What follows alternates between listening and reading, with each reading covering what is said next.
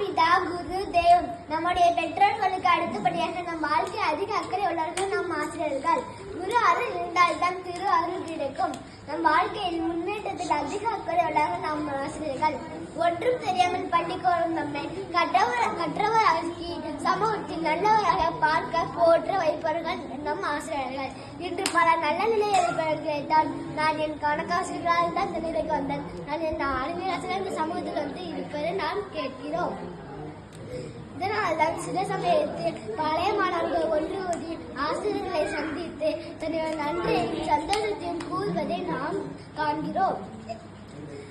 முன்காலத்தில் ஆசிரியர்கள் தன் பிள்ளை நன்றாக வருவான் என்று பெற்றோர்கள் இருந்தனர். இன்று அரசு மாணவர்களை அடிக்கக்கூடாது சட்டம் இருப்பதால் மாணவர்கள் சீரழிவை நோக்கி சென்று கொண்டு இருக்கிறார்கள்.